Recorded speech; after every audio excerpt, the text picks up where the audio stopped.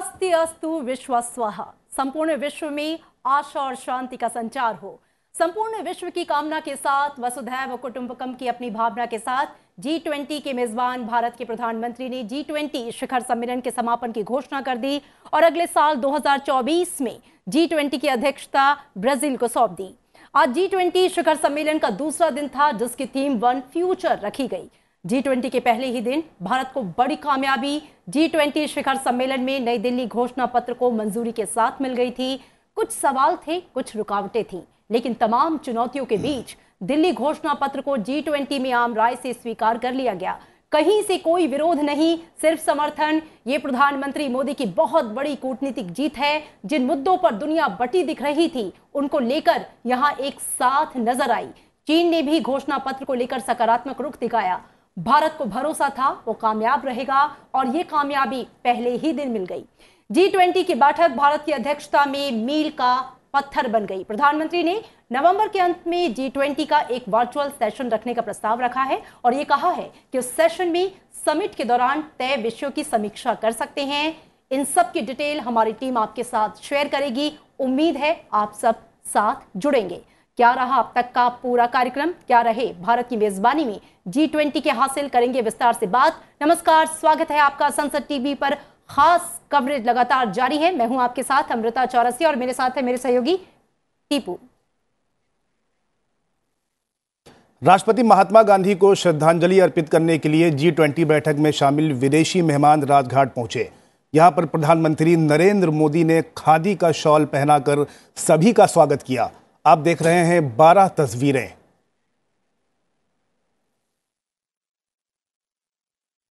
ये तस्वीरें आपकी टीवी स्क्रीन पर 12 तस्वीरें। ये तस्वीरें उस वक्त की है जब देश में शीर्ष नेता एकजुट हुए थे और उसके बाद सुबह राजघाट पर महात्मा गांधी की समाधि पर एक एक करके आते हुए और वहां प्रधानमंत्री ने उनकी अगुवाई की। ये तस्वीरें 12 तस्वीरों में आपके सामने टीवी स्क्रीन पर।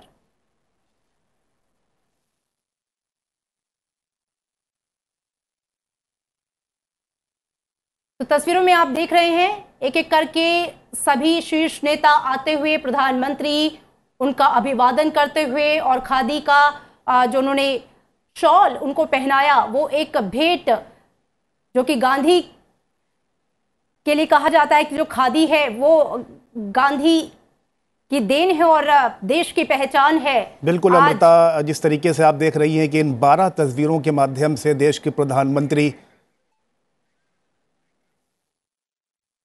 आपको बता दें कि भारत ने G20 की प्रेसिडेंसी ब्राजील को सौंप दी है। आप देख रहे हैं 2 तस्वीरें। पहली तस्वीर इंडोनेशिया की, जहां साल 2022 में भारत को प्रेसिडेंसी मिली, और दूसरी तस्वीर में भारत ने ब्राजील को प्रेसिडेंसी सौंपी।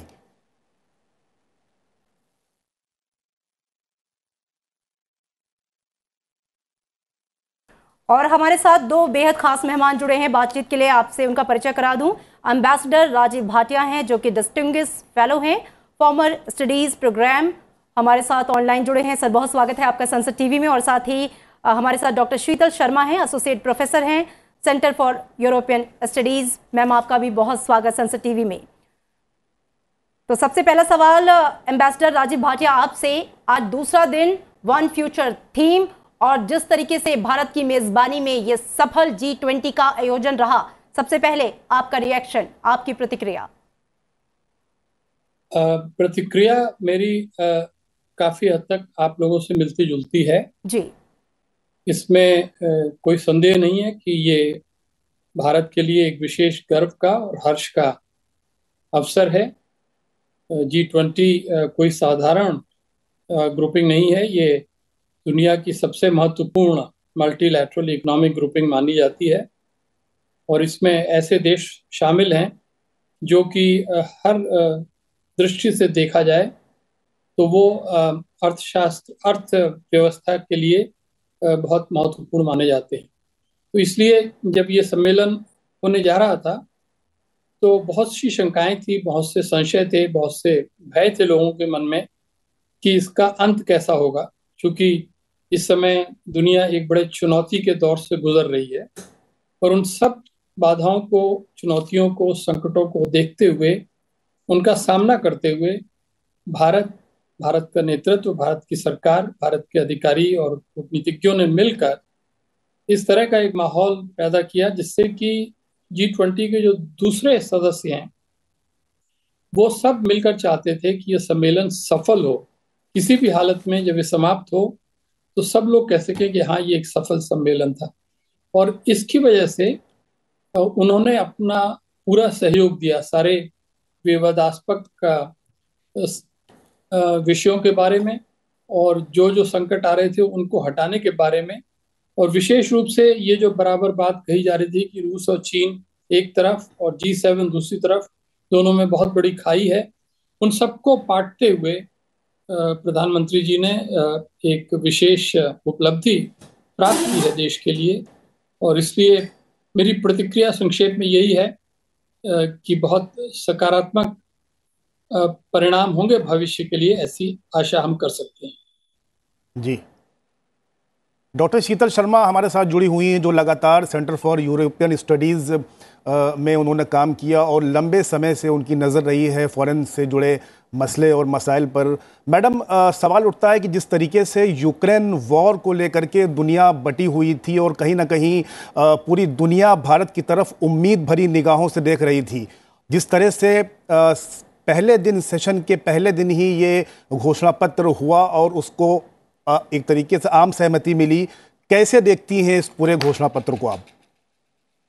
टीपू, पिछले 2-3 दशकों में अंतर्राष्ट्रीय राजनीति में बहुत परिवर्तन आया है।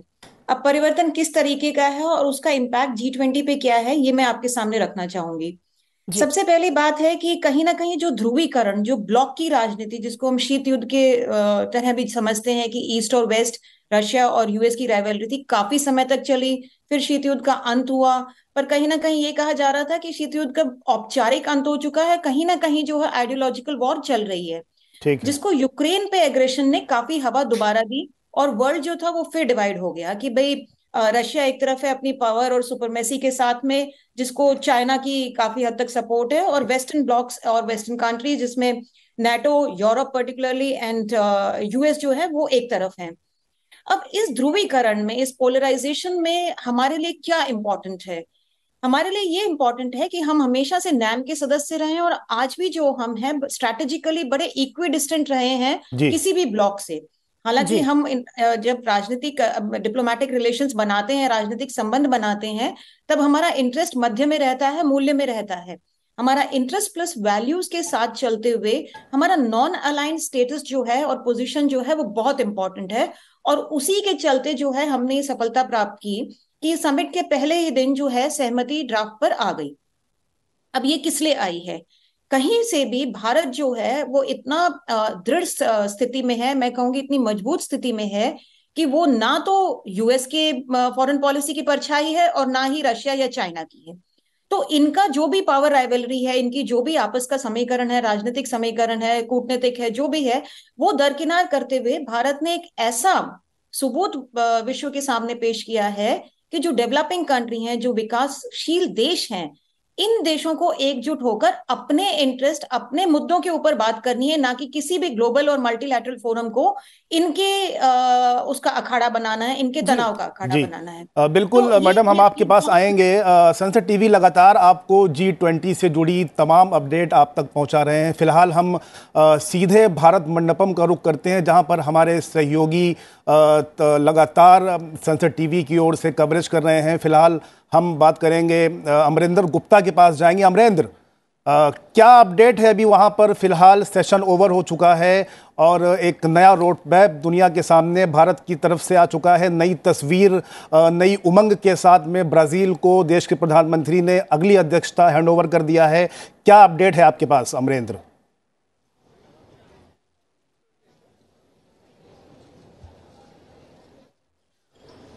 टीपू, जिस तरह से महाशक्तियों का महाकुंभ दिल्ली के भारत मंडपम में संपन्न हुआ, उससे एक बड़ी तस्वीर, जो भारत का नेतृत्व था उसकी एक बड़ी तस्वीर और बड़ी बानगी देखने को मिली। जिस तरह से वसुधैव कुटुंबकम के साथ वन फैमिली, वन अर्थ और वन फ्यूचर की बात की हमने, और 3 सेशन में सारे सत्रों को समाहित किया गया। और सबसे बड़ी बात जो G20 के इतिहास में पहली बार हुआ है कि पहले दिन के सेशन के 2 सेशन के बाद ही जो ड्राफ्ट था, जो उसका मूल मंत्र था, वो 37 पन्नों का पूरा ड्राफ्ट जो है उसको 112 मुद्दों के साथ सामने लाया गया और उस पर सहमति बनी।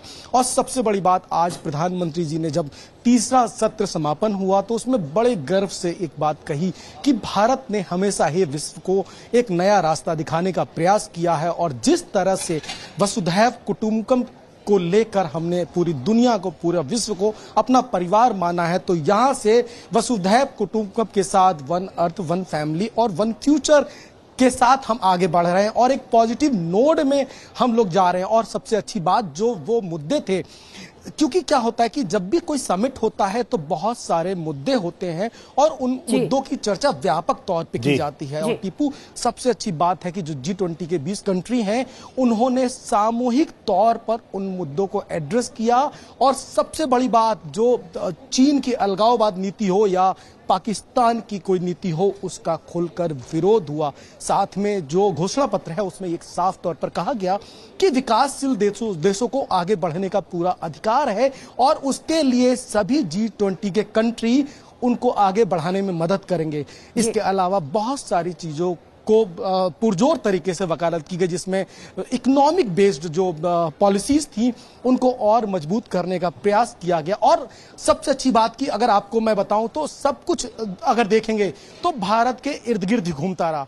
हर चर्चा में आपको भारत ही दिखा। और एक इस G20 के इतर में एक चीज बता दूं कि जिस तरह से भारत मंडपम, यानी दिल्ली के प्रगति मैदान का ये भारत मंडपम अपने आप में एक इतिहास लिख रहा है, इस इतिहास की बानगी आप देखेंगे तो जब पहला सेशन का पहला प्रधानमंत्री जी का जब अभिभाषण था, उसमें प्रधानमंत्री के नाम के साथ इंडिया की जगह भारत रखा था।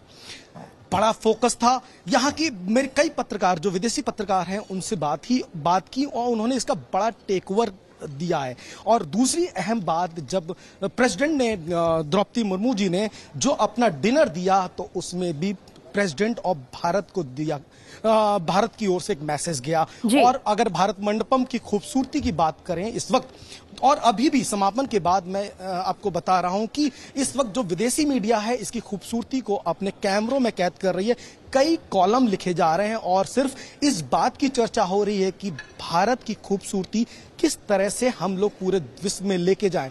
और सबसे अच्छी बात की मेरे अभी कई पत्रकारों से बातचीत हुई, उन्होंने साफ तौर पर कहा कि जिस तरह से भारत ने तैयारी की इस समिट को अंजाम तक पहुंचाने में, वो अपने आप में ऐतिहासिक है। क्योंकि अभी तक आम तौर पर जो समिट होता है गोलमेज कमरे में होता है, बंद कमरे में होता है, लेकिन 60 शहरों में जिस तरह से G20 की बैठकें हुई और जिस तरीके से विश्व ने, पूरी दुनिया ने भारत को करीब से न सिर्फ देखा, समझा, बल्कि उसको अंगीकार किया और वो पॉलिसीज को लेके वो आगे बढ़े हैं, अपने आप में एक बड़ी बात है। बिल्कुल। और जो करीबी रिश्ता इन राष्ट्राध्यक्षों ने भारत के साथ महसूस किया वो हमने देखा, उनके परिधानों में भी देखा कि उन्होंने भारत की संस्कृति को कैसे अंगीकार किया है। हमारे साथ 3 और हमारे संवाददाता भारत मंडपम से जुड़े हैं। मनोज वर्मा जी हमारे साथ जुड़े हुए थे, शालिनी खंडेलवाल भी जुड़ी हुई थी और हमारे संवाददाता पवन भी। हम उनके पास लौटेंगे, उनसे बातचीत करेंगे, लेकिन एम्बेसडर राजीव भाटिया लगातार हमारे साथ बने हुए हैं।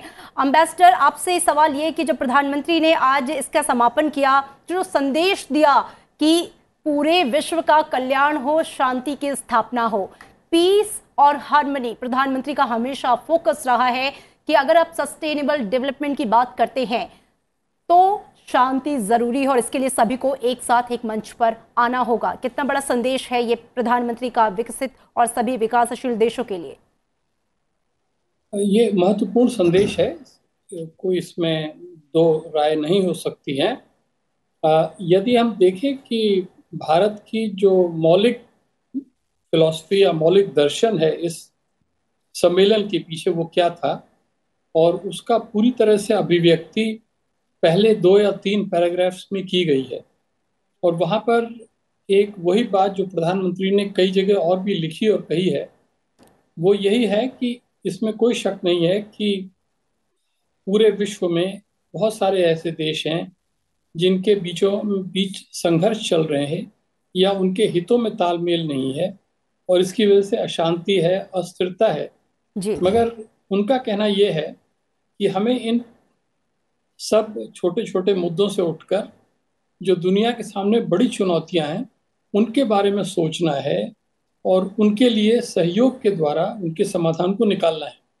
जो बड़ी चुनौतियां हैं वो निस्संदेह क्लाइमेट चेंज की है, बहुत सारी इकोनॉमिक प्रॉब्लम्स हैं, बहुत से देशों की इकोनॉमीज अभी काम नहीं कर रही हैं ठीक से, कोविड का असर है, यूक्रेन का असर है और एक नई तरीके का जो शीत युद्ध शुरू हो गया उसका असर है। तो इन सबको देखते हुए जो इस सम्मेलन की ड्राइविंग फिलॉसफी थी वो यही थी कि हम पूरी दुनिया को एक प्लेनेट के रूप में, एक फैमिली के रूप में देखें और भले ही हमारे में आपस में विभिन्नताएं हैं, हमारे में डिफरेंसेस हैं, मगर उनके बावजूद हम कुछ मामलों में अच्छी तरह से सहयोग करें। तो इसीलिए वही बात अंत में जब उन्होंने कही कि सबके ऊपर शांति हो और सबको प्रगति का साधन या पथ मिले, बिल्कुल, तो वो अच्छी बात थी। अब कुछ लोग ये कह सकते हैं कि ये आप क्या कुछ आदर्शवादिता की बात कर रहे हैं,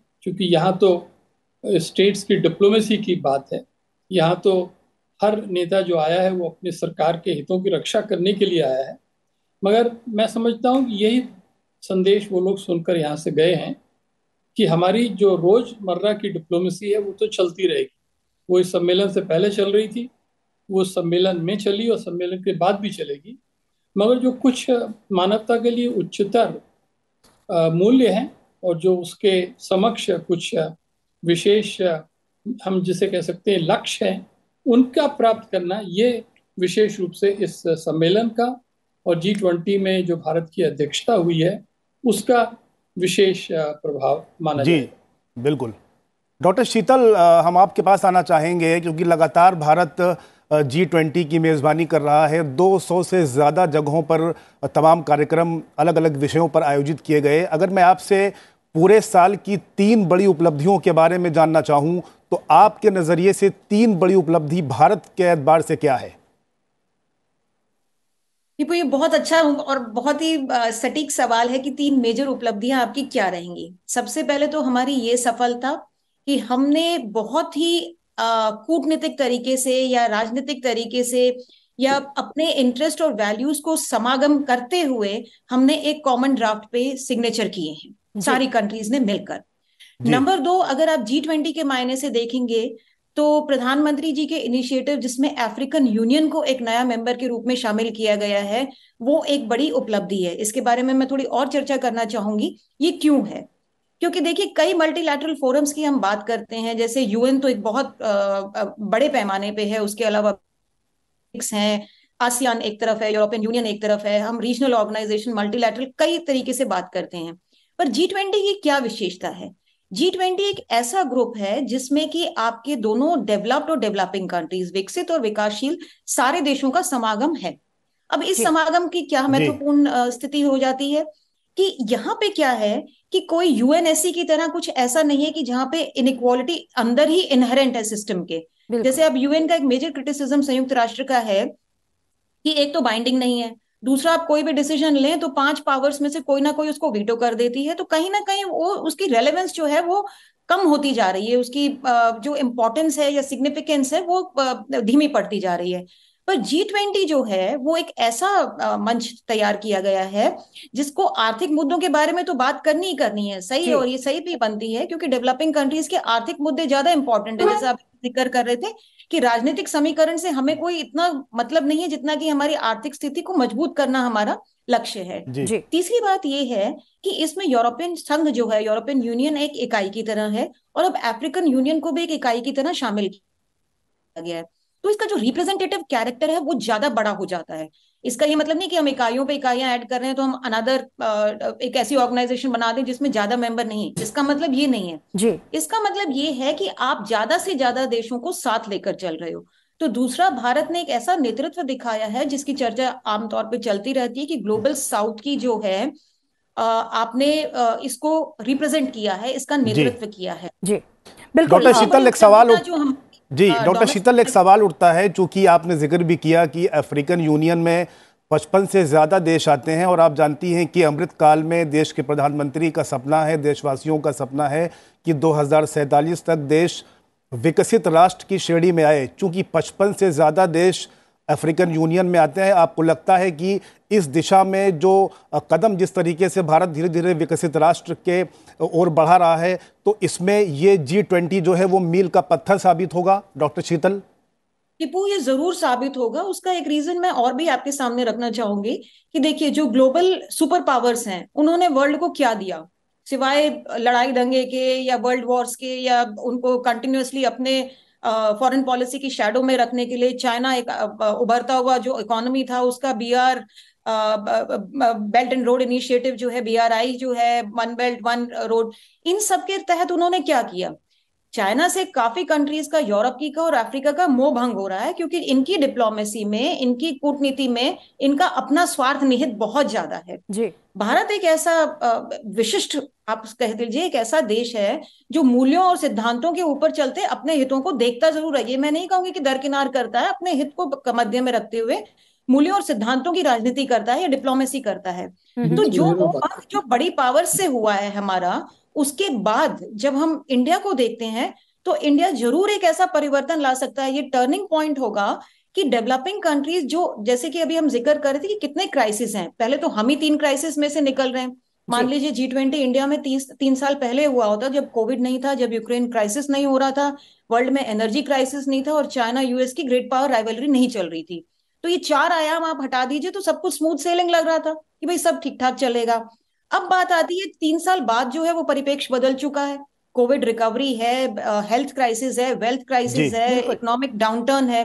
तो ऐसे में चलते हुए यदि आप वर्ल्ड को एक ऐसी दिशा दिखा सकते हैं, जिसको हम बार बार कहते हैं नेतृत्व दिखाया, एक सशक्त मार्गदर्शन दिया, तो ऐसे में चलते हुए यदि आप एक सक्सेसफुल समिट को डिलीवर करते हैं तो ये अपने में बहुत बड़ी महत्वता रखता है। बिल्कुल। और साथ में आने वाली जो चुनौतियां हैं, क्लाइमेट चेंज है, एनर्जी क्राइसिस है, फूड सिक्योरिटी है, ह्यूमन सिक्योरिटी है, ये एक ऐसे मुद्दे हैं जो वर्ल्ड को रियल टाइम डेंजर्स पोज करने वाले हैं। और इन फोरम्स पे यदि विकासशील देश इकट्ठे होकर मिलकर यदि इन मसलों के उपाय और इनके सॉल्यूशंस ढूंढेंगे तो वो ज्यादा कारगर सिद्ध होंगे, बनिस्बत आप चाइना की और US की इसी डोमिनेशन के गेम में कहीं ना कहीं लिप्त हो जाएं। तो भारत ने इस पॉलिटिकल राइवलरी को साइड में रखते हुए जो कुछ कहा, जो कुछ मुद्दे उठाए, वो हमसे, आपसे और डेवलपिंग वर्ल्ड से ताल्लुक रखते हैं, जैसे कि अफ्रीकन यूनियन की कंट्रीज।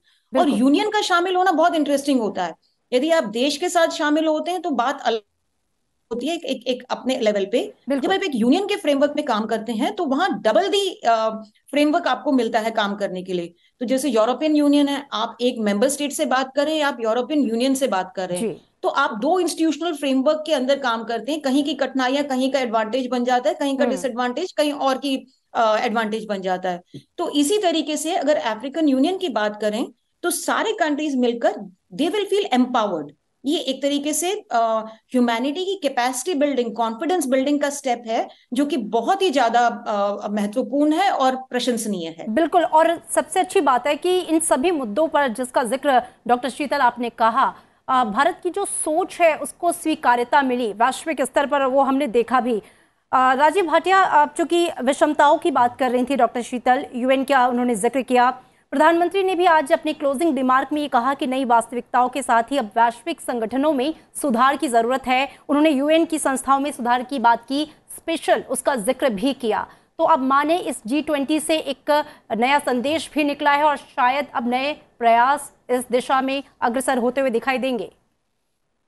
देखिए, वास्तविकता ये है कि अभी जो हमारे विशेषज्ञ हैं वो धीरे धीरे नई दिल्ली घोषणा पत्र को पढ़कर उसका विश्लेषण कर रहे हैं जी।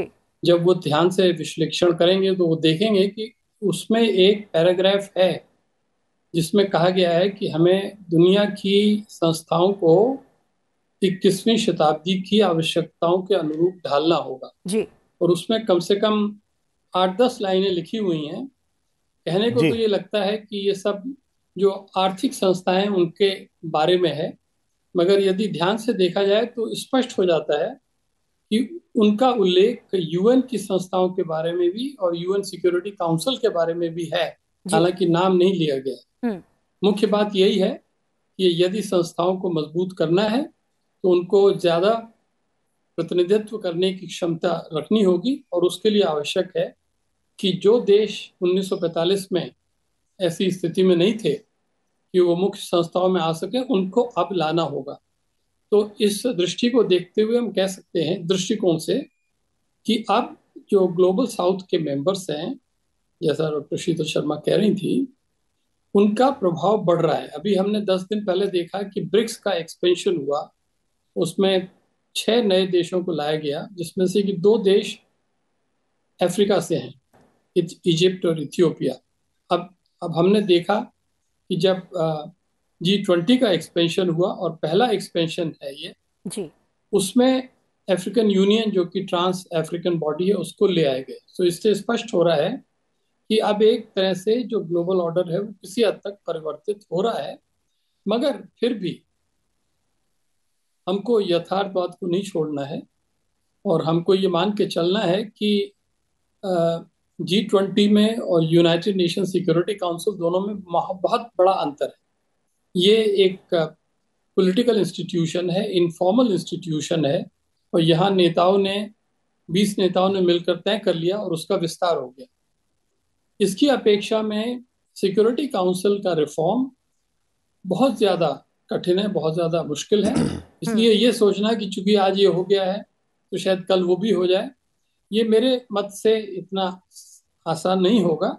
मगर ये बात धीरे धीरे निश्चित रूप से विश्व के नेताओं के सामने आ रही है कि हमको एक रिफॉर्म्ड मल्टीलैटरलिज्म, इंक्लूसिव मल्टीलैटरलिज्म, री इन्विगोरेटेड मल्टीलैटरलिज्म को लाना पड़ेगा। बिल्कुल। और ये बात अब भारत प्रेसिडेंट हो या ना हो कहता रहेगा। अंत में एक छोटा सा और मैं पॉइंट देना चाहूंगा कि आज प्रधानमंत्री जी ने प्रेसिडेंसी का गैवल प्रेसिडेंट लूला को औपचारिक रूप से दे दिया है, मगर भारत की प्रेसिडेंसी अभी खत्म नहीं हुई है। भारत की प्रेसिडेंसी 30 नवंबर तक चलेगी। बिल्कुल। और वहां भी एक बड़ी अच्छी बात हमारी तरफ से कही गई कि अभी अगले 7 हफ्तों में क्या कुछ भारत करेगा, उसको ध्यान में रखते हुए, और विशेष रूप से जो ये घोषणा पत्र हुआ है उसका कार्यान्वयन के बारे में और उसको जारी रखने के लिए, कॉन्टिन्यूटी के लिए बहुत आसान तरीके से उन्होंने ये प्रस्ताव किया कि एक वर्चुअल सेशन नवंबर में होगा, जिसमें सारे, उनकी उम्मीद है कि सारे लीडर्स हिस्सा लेंगे। और ये भी एक अपने तरीके से बहुत अच्छा मूव रखा गया है, जो कि भारत के नेतृत्व के लिए प्रभावशाली रहेगा। जी बिल्कुल। अम्बेसडर राजीव, कल ग्लोबल बायोफ्यूल अलायंस भी देश के प्रधानमंत्री ने लॉन्च किया। इसमें भारत के अलावा ब्राज़ील और अमेरिका भी इसके फाउंडिंग मेंबर्स में से हैं। तो माफ़ कीजिएगा, स्वच्छ ऊर्जा की दिशा में एक बेहतर कदम माना जा रहा है ये देश और दुनिया के लिहाज से। क्या फ़ायदे होंगे इसके?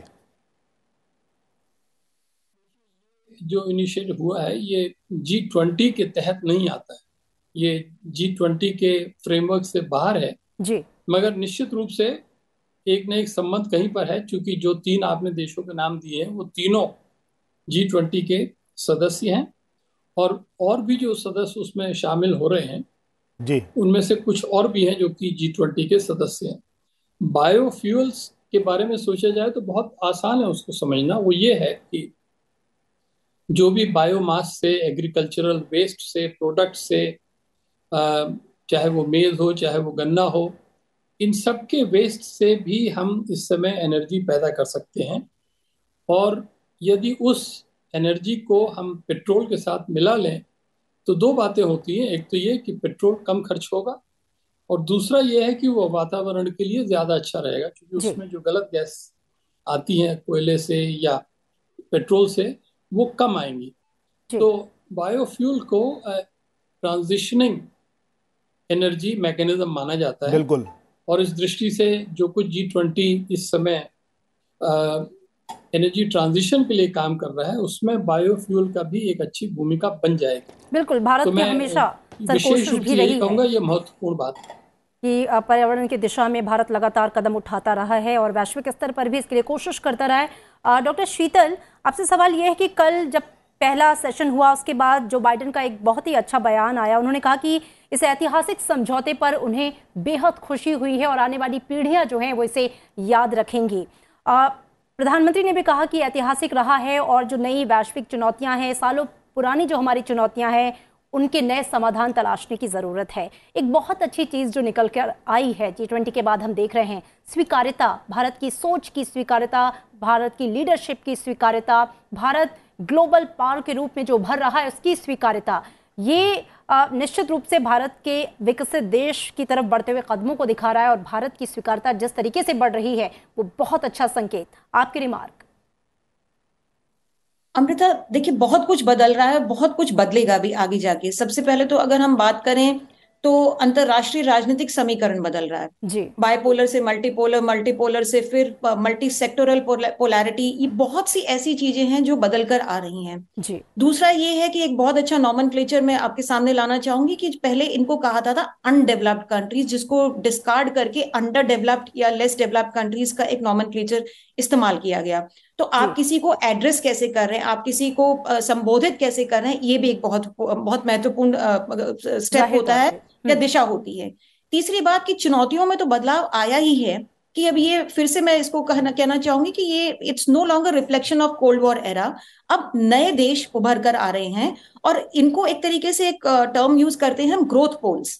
कि पहले आप यूरोप में ग्रोथ देखा आपने पिछले 2-3 सदियों पहले, फिर वो अमेरिका की तरफ शिफ्ट हुआ, फिर वो एशियन कंट्रीज की तरफ आया, फिर वो एशिया से चल के अब धीरे धीरे ग्लोबल साउथ की तरफ आ रहा है। तो ये जो धुरी आपकी घूम रही है, ये ग्रोथ पोल्स हैं, जहां पे पोटेंशियल है, जहां पे संभावनाएं हैं विकास की ज्यादा, वहां पे मानव संसाधन ज्यादा है, रिसोर्सेज ज्यादा हैं, आपके ह्यूमन रिसोर्सेज, प्रोफेशनल स्किल्स, सब सेक्टर्स की संभावनाएं हैं।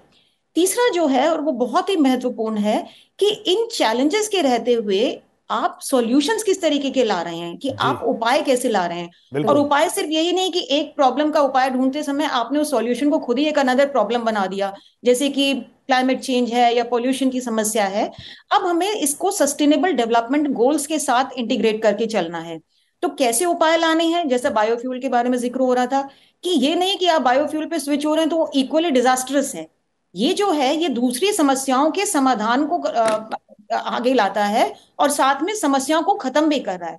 तो हमारा जो एम है, जो इन डेवलपिंग कंट्रीज का एम है, वो सस्टेनेबिलिटी को साथ लेते चलना है। मैं फिर से कहना चाहूंगी कि क्लाइमेट चेंज जो है वो रियल टाइम डेंजर पोज करने वाला है अगले 10 सालों में।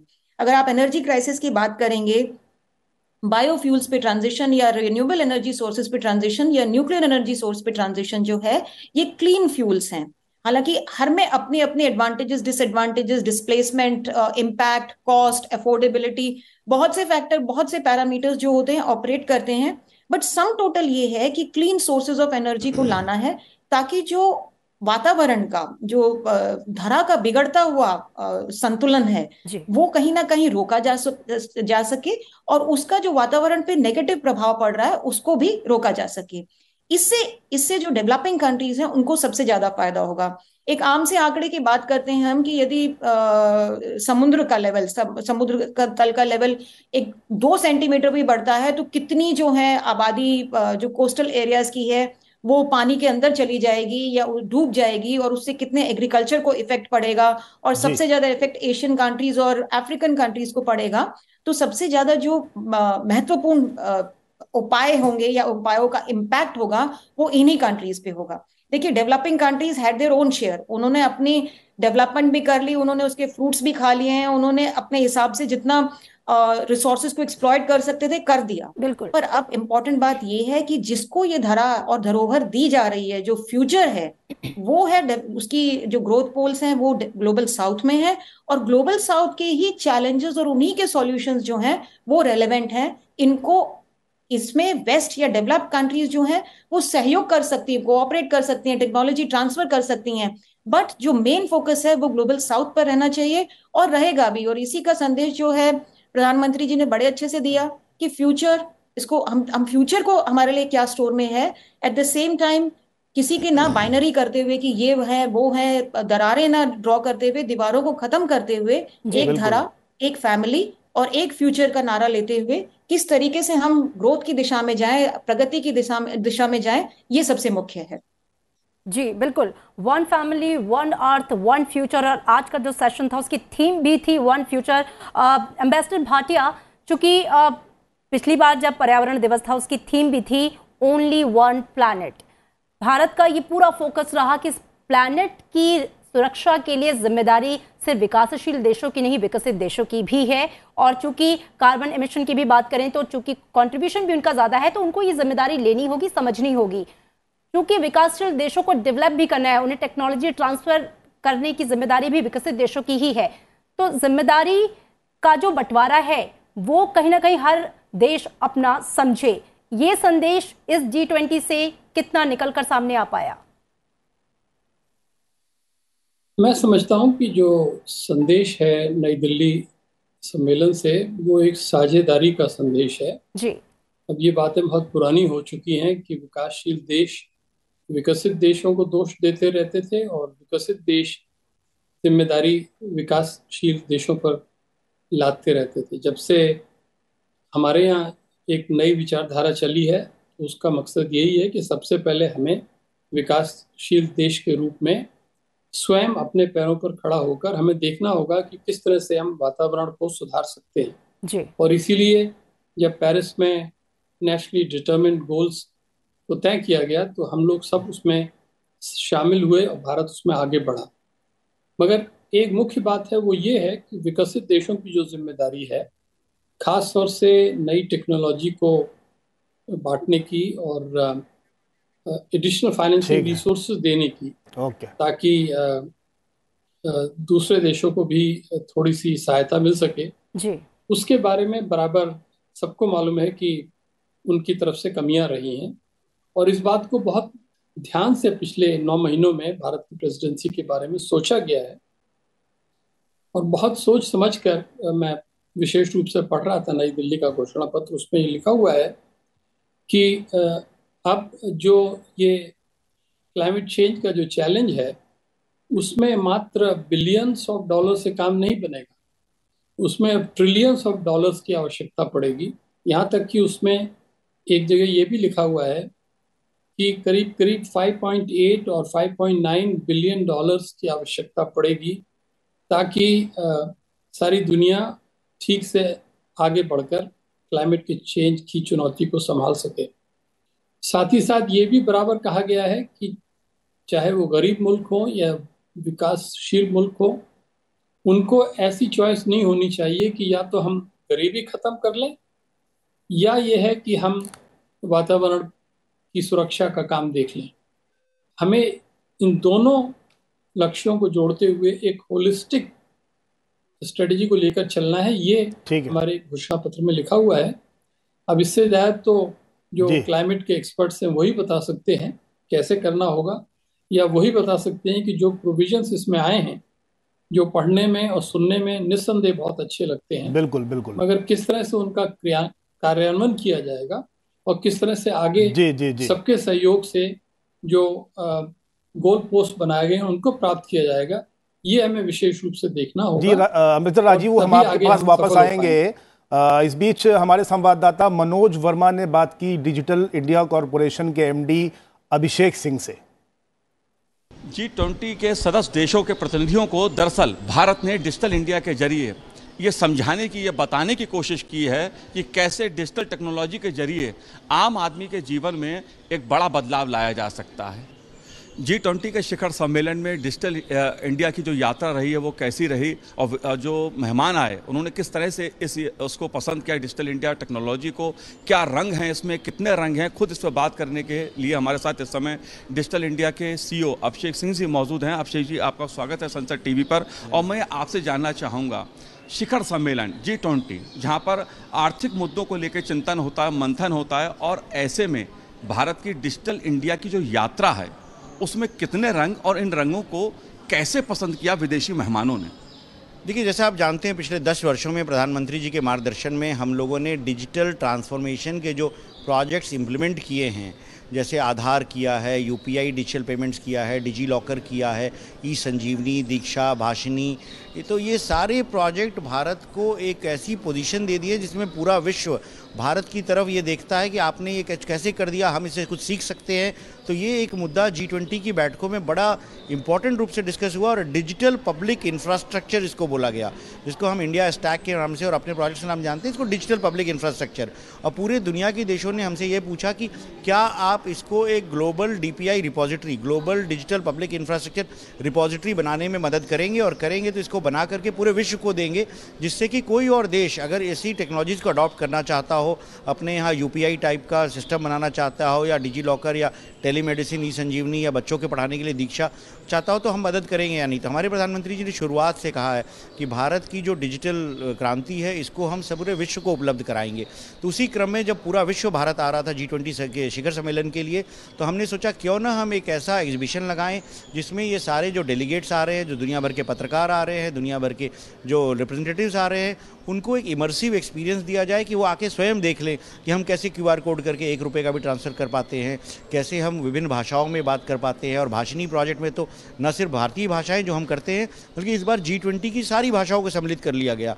तो जापानी लोग हिंदी में बात कर पाए, मतलब हिंदी भाषी लोगों से संवाद कर पाए, अपने प्रश्नों का उत्तर समझ पाए। और हमने एक ये डिजिटल एक्सपीरियंस जर्नी का एक बड़ा अनूठा प्रयोग किया, जिसमें जैसे मिशन लाइफ प्रधानमंत्री जी कहते हैं कि आप कैसे आप हेल्दी क्लाइमेट फ्रेंडली प्रैक्टिसेस करिए, बिहेवियरल चेंज लाइए। तो वैसे आप साइकिल चलाते हुए डिजिटल इंडिया की पूरी जर्नी देख सकते हैं, और हर मुकाम पे आपको बताया जाता है कि ये आधार क्या है, GSTN क्या है, कॉमन सर्विस सेंटर्स क्या है, MyGov क्या है। तो सभी प्रोजेक्ट्स के बारे में जानकारी लोगों को बड़े सरल तरीके से मिल जाती है। अभिषेक जी, आपने कहा जो शिखर सम्मेलन G20 का दिल्ली में हुआ, इसमें खासतौर से डिजिटल इंडिया के जो अलग अलग आयाम हैं, जो उपलब्धियां हैं, उन पर खासतौर पर चर्चा हुई। मैं आपसे जानना चाहता हूं कि कुछ ऐसे देश जिन्होंने खास करके रुचि दिखाई हो, डिजिटल इंडिया को लेकर जानने की कोशिश की हो, समझने की कोशिश की हो। ये बहुत सारे देश हैं। डिजिटल G20 की जो मीटिंग्स का क्रम हुआ है, इसी दौरान 6 देशों ने, आर्मीनिया है, सूरीनाम है, सीरिया लियोन है, एंटीगुआ बारबाडोस है, ट्रिनिडाद टोबैगो है, पापुआ न्यू गिनी है, इन सब देशों ने हमारे साथ MOU करार पे हस्ताक्षर किए हैं, और हमसे ये जानना चाहते हैं कि कैसे उनके देश में भी इस तरह की प्रोजेक्ट्स को इम्प्लीमेंट किया जा सकता है। और एक बड़ा इंटरेस्टिंग वाकया मैं आपको बताना चाहूँगा कि पुणे में जब हमारी इसी तरह की प्रदर्शनी लगी थी, जिसमें हम लोगों को दर्शा रहे थे ये प्रोजेक्ट्स कैसे काम करते हैं, तो वहाँ पे एक हमारे पास सूरीनाम की जो डिजिटल मंत्री हैं वो आई हुई थी, और किसी कारणवश उनकी तबीयत थोड़ी ख़राब हो गई और वो बोले हम सेशन में नहीं आ पाएंगी। तो हमने उनको कहा कि हमने ई संजीवनी का स्टॉल लगा रखा है, वहाँ पर जाकर के क्या आप किसी डॉक्टर से टेलीमेडिसिन से परामर्श करना चाहेंगी। तो फिर वो आई हमारे स्टॉल पे, उनका एक डॉक्टर से लाइव संपर्क हुआ वीडियो कॉन्फ्रेंस के माध्यम से, और डॉक्टर साहब ने उनको प्रिस्क्रिप्शन पर्ची दी, दवाइयाँ मंगाई गई, और उसके बाद बिल्कुल ठीक हो गई। उसका प्रभाव ये हुआ कि न सिर्फ उन्होंने हमारी बैठकों में इच्छा पार्टिसिपेट किया, बल्कि उन्होंने कहा कि मैं तो भारत के साथ MOU करना चाहती हूँ, और उसी दिन शाम को MOU साइन हो गया। तो वो दिखाता है कि डिजिटल की कितनी ताकत है कि हम विभिन्न देशों को न सिर्फ अपनी सॉल्यूशंस दे रहे हैं, बट हमारे संबंध भी अच्छे हो रहे हैं। और जो लो एंड मीडियम इनकम कंट्रीज़ हैं, वो भारत की तरफ बड़ी उम्मीद से देखती है कि कैसे भारत अपनी जो क्षमता है, भारत की अपनी जो कैपेबिलिटी है, भारत पूरे देश में, विश्व में जाना जाता है एक IT सुपर पावर के रूप में, एक ऐसा देश जहाँ के लोग दुनिया भर की IT कंपनीज़ को लीड कर रहे हैं। ये कैसे हम पब्लिक सर्विसेज के लिए भी IT की जो सेवाएं हैं जो भारत में चल रही हैं और देशों को भी देने में सफल हो पाएंगे। जाहिर सी बात है, इस G20 के शिखर सम्मेलन में डिजिटल इंडिया की तमाम उपलब्धियों को G20 के सदस्य देशों ने खासा पसंद किया है। अभिषेक जी, आपने संसद TV से बात की, बहुत बहुत शुक्रिया, बहुत बहुत धन्यवाद। बहुत बहुत धन्यवाद। और हमारे साथ हमारे मेहमान जुड़े हुए हैं, एम्बेसडर राजीव भाटिया भी जुड़े हुए हैं, डॉक्टर शीतल शर्मा भी हैं। राजीव भाटिया सर, आपने सुना कि किस तरीके से जो भारत की डिजिटल क्रांति है वो न सिर्फ देश के लिए, दुनिया के देशों के लिए भी अब एक प्रेरणा है, और वो अब इसे अडॉप्ट करना चाह रहे हैं। MOUs जो हैं इसको लेकर सिग्नेचर्स किए जा रहे हैं, और इसको लेकर ये दरअसल दूसरे देशों के लिए एक मॉडल के रूप में सामने आ रहा है। इसकी तारीफ कई देशों ने की है कि कितना बड़ा प्लेटफॉर्म है जो भारत को वैश्विक स्तर पर भी डिजिटल क्षेत्र में मान्यता दे रहा है, और भारत की ग्रोथ को, आत्मनिर्भर भारत की इस ग्रोथ को दर्शा रहा है। जो घोषणा पत्र हुआ है उसमें डिजिटल पब्लिक इंफ्रास्ट्रक्चर स्टैक के बारे में काफ़ी विस्तार से लिखा हुआ है, और उससे भी ज़्यादा विस्तार से जो पहले अधिकारियों के स्तर पर और मंत्रियों के स्तर पर जो बैठकें हुई थी उसमें इन सारे उन्नयनों का जिक्र किया गया है। इसमें कोई संदेह नहीं है कि डिजिटल टेक्नोलॉजी आज भारत की सॉफ्ट पावर का एक बहुत बड़ा हिस्सा बन चुकी है और हमको सिर्फ यही करना था कि जो कुछ हमने अपने देश में उपलब्ध कर लिया है उसके बारे में हम विश्व को बताएं, उनको समझाएं और कहें कि किस तरह से बहुत ज़्यादा इन्वेस्टमेंट किए बिना आप किस तरह से आम जनता को फाइनेंशियल इंक्लूजन दे सकते हैं, कैसे आप महिलाओं के विकास में सहायता बन सकते हैं और किस तरह से टेक्नोलॉजी का, डिजिटल टेक्नोलॉजी का ज़्यादा यूज़ करके आप वातावरण को बचा सकते हैं और सबसे बड़ी चीज़ ये किस तरह से आप ईज ऑफ लिविंग कर सकते हैं, यानी जीवन की नित्य प्रति जीवन की सुविधाओं को प्राप्त कर सकते हैं। और इसीलिए जो समझौता हुआ उसमें विशेष रूप से लिखा हुआ है कि डीपीआई क्या होती है, उसका क्या फ्रेमवर्क है, उसके क्या हाई प्रिंसिपल्स हैं। इन सब बातों में पूरी तरह से सारे देशों में एक सहमति हो गई है। ये भी तय हुआ है कि भारत एक डीपीआई का एक वर्ल्ड रिपोजिटरी बनाएगा और जहां तक रह गया है कि किस तरह से एक प्लान बनाकर हम दूसरे देशों को अपने पार्टनर के रूप में आगे लाएं, तो मुझे लगता है कि वो काम ज़्यादातर हमें अब बायलैटरल स्तर पर करना होगा और वो ऑलरेडी शुरू हो चुका है। मैं समझता हूँ कई ऐसे देश हैं, यूएई है, सिंगापुर है, एक हद तक फ्रांस है और कुछ अफ्रीका में भी देश हैं जो हमारे डीपीआई की उपलब्धियों से बहुत प्रभावित हैं और इस तरह से धीरे धीरे हम उनकी हेल्प करके ये दिखा सकते हैं कि किस तरह से डिजिटल क्षेत्र में भारत यकीनन ये बहुत बड़ी उपलब्धि है भारत की। और आप दोनों खास मेहमानों का बहुत शुक्रिया इस बातचीत के लिए। Ambassador Rajiv Bhatia, distinguished fellow foreign studies programme, और साथ ही डॉक्टर शीतल शर्मा, आप associate professor centre for European studies, school of international studies, JNU. आप दोनों का बहुत स्वागत इस चर्चा में हमारे साथ शामिल होने के लिए। और संसद टीवी जो है खास कवरेज लगातार दिखाता रहेगा, लेकिन इस वक्त हम लेते हैं एक छोटा सा ब्रेक और जल्द हाजिर होते हैं कुछ नई खबरों के साथ।